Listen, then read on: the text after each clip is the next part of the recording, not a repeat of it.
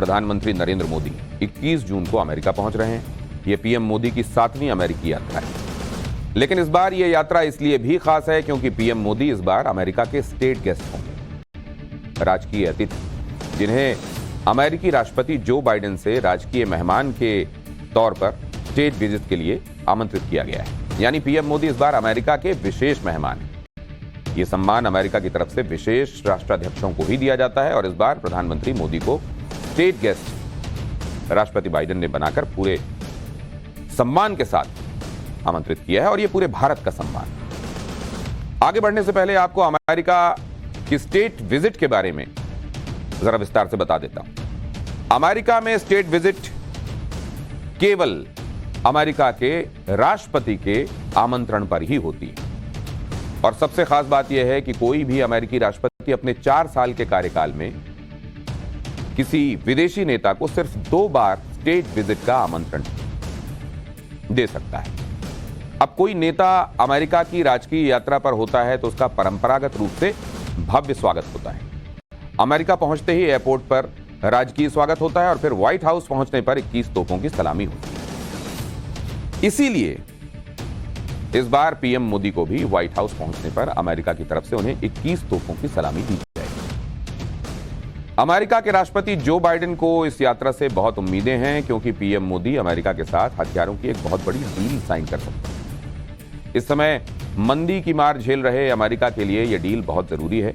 हालांकि पिछले कुछ वर्षों में भारत ने अमेरिका से बहुत हथियार खरीदे हैं, लेकिन इस बार जो डील होने वाली है वो भारत की सैन्य सुरक्षा को अलग ही लेवल पर पहुंचा देगी। इन हथियारों की खासियत के बारे में भी आपको आगे बताऊंगा, लेकिन उससे पहले अमेरिका के दौरे पर जा रहे पीएम मोदी का पूरा शेड्यूल आपको देख लेना चाहिए। प्रधानमंत्री नरेंद्र मोदी जब वहां पहुंचेंगे तो 21 जून को अमेरिका पहुंचने के बाद पीएम मोदी सबसे पहले न्यूयॉर्क में संयुक्त राष्ट्र मुख्यालय जाएंगे। 21 जून को अंतर्राष्ट्रीय योग दिवस भी है, इसलिए PM Modi United nation headquarter के नॉर्थ लॉन में सुबह 8 बजे से 9 बजे तक योगा करेंगे और इसी दौरान उनके साथ संयुक्त राष्ट्र के अधिकारी, राजदूतों और कई सदस्य देशों के प्रतिनिधि भी यहां शामिल होंगे। और सबसे खास बात यह है कि 2014 में यूनाइटेड नेशंस ने भारत के आग्रह पर 21 जून को अंतर्राष्ट्रीय योग दिवस घोषित किया था। इस कार्यक्रम के बाद पीएम मोदी वॉशिंगटन डीसी जाएंगे, जहां 22 जून को व्हाइट हाउस में उनका पारंपरिक स्वागत किया जाएगा। 22 जून की शाम को प्रधानमंत्री नरेंद्र मोदी के सम्मान में राष्ट्रपति जो बाइडेन ने स्टेट डिनर यानी राजकीय भोज में शामिल होने का कार्यक्रम रखा है। अब 22 जून को ही पीएम मोदी अमेरिकी संसद में अमेरिकी कांग्रेस की ज्वाइंट सेशन को संबोधित करेंगे। इसमें अमेरिका के सांसद प्रधानमंत्री नरेंद्र मोदी को सुनेंगे। अगले दिन 23 जून को प्रधानमंत्री मोदी अमेरिका की उपराष्ट्रपति कमला हैरिस और विदेश मंत्री एंटनी ब्लिंकन के साथ लंच करेंगे। इसके बाद वो अमेरिका के कई उद्योगपति और कंपनियों के सीईओ से मुलाकात करेंगे और उसके बाद अमेरिका में रह रहे भारतीयों से उनकी बातचीत हो। यूनाइटेड स्टेट्स कांग्रेस के इस ज्वाइंट सेशन में पीएम मोदी का भाषण बहुत खास बात है क्योंकि ऐसा पहली बार हो रहा है जब भारत का कोई प्रधानमंत्री यूनाइटेड स्टेट्स कांग्रेस में दूसरी बार भाषण देगा। इससे पहले प्रधानमंत्री नरेंद्र मोदी ने 2016 में भी कांग्रेस को एड्रेस किया था। यह पीएम मोदी समेत हर हिंदुस्तानी के लिए गर्व की बात है कि दुनिया की सबसे बड़ी शक्ति कहे जाने वाले देश अमेरिका में भारत के प्रधानमंत्री का भाषण हुआ। प्रधानमंत्री मोदी इस अमेरिका यात्रा के दौरान हथियारों की एक बहुत बड़ी डील साइन करने वाले हैं। राष्ट्रपति बाइडेन की यह पूरी कोशिश रहेगी कि प्रधानमंत्री नरेंद्र मोदी इंडस एक्स नाम की इस डील को फाइनल कर लें। हालांकि इससे भारत को कई घातक हथियार मिल जाएंगे। यह डील ICET यानी initiative on critical and emerging technology के तहत आती है। इसमें डिफेंस सेक्टर से जुड़ी टेक्निक को दूसरे देश को ट्रांसफर किया जाता है। इस डील में सबसे ज्यादा चर्चा फाइटर जेट में इस्तेमाल होने वाले GE-414 जेट इंजन की है। अमेरिका इस जेट इंजन की टेक्नोलॉजी भारत को देगा और उसके बाद भारत में तेजस जैसे लाइट कॉम्बैट एयरक्राफ्ट की ताकत कई गुना बढ़ जाएगी। इस इंजन में TED-BF यानी twin engine deck based fighter technique है, जो तेजस को एडवांस फाइटर जेट में तब्दील कर देगी।